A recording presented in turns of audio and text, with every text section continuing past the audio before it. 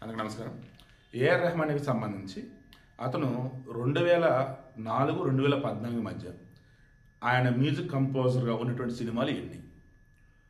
ఏ మోడీ పాలన వచ్చిన తర్వాత పవర్ షిఫ్ట్ అయింది అండ్ ముస్లింలకు అవకాశాలు తగ్గాయి అన్నాడు చూసారా?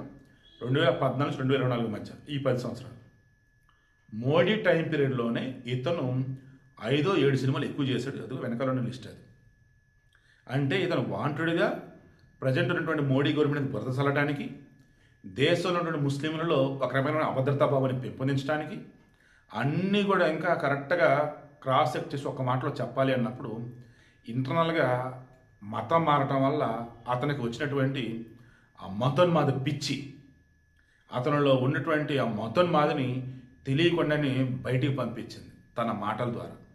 ఇంటర్వ్యూలో అవతల వాడు గుచ్చి అడిగి ఉండొచ్చు, బట్ ఇది కంట్రోల్ చేసుకోవాలి. లేదన్నప్పుడు ఆపరని ఇంటర్వ్యూ నేను భారతీయుడు అని చెప్పేసాను ఆహా అనేసాడు. చావా సినిమా విభజన తీసుకొచ్చి అలా హిట్ అయింది. అండ్ ప్రజెంట్ వచ్చేసి స్కిల్డ్ వాళ్ళకి సరైన అవకాశాలు రావట్లేదు. కారణం ఏంటంటే మత రాజకీయాలు అంటారు, కమ్యూనల్ దానివల్ల. ఏమన్నారండి ఇతన్ని? ఎవరో ఒక అతను బాలీవుడ్ అతను ఒక మాట అన్నాడు, ఆహా నువ్వు ముస్లిం అవ్వటం వల్ల నీకు అవకాశాలు రావట్లేదు, సో పని చేయి, హిందూగా మారు, అప్పుడు ట్రై చేయి, అవకాశాలు బాగుంటాయి అని చెప్పేసి అన్నాడు. సీనియర్స్ కూడా చూస్తుంది ఒకే ఒకటి, నీ దగ్గర టాలెంట్ ఉంటే ఎవడైనా చేయించుకుంటాడు, నీ దగ్గర టాలెంట్ ఉంటే ఎవడు చేయించుకుంటాడే బాబా అంటున్నారు.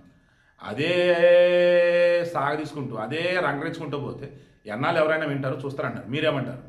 ఏఆర్ రెహమాన్కి సంబంధించి ఆయన గతంలో తీసిన సినిమా, గతంలో ఆయన చేసిన సినిమాలు ఎన్ని, మోడీ గవర్నమెంట్ చేసిన సినిమాలు మొత్తం లెక్క తీస్తే ఇప్పుడే అవకాశాలు పుష్కలంగా వచ్చినాయి ఆయనకి.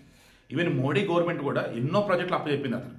మరి అతను ఎట్టా అనగలిగాడు నాకు ఇప్పటికీ అర్థం కావట్లేదు. అతను ముస్లిం కాబట్టి అవకాశాలు రావట్లేదు అని చెప్పేసి.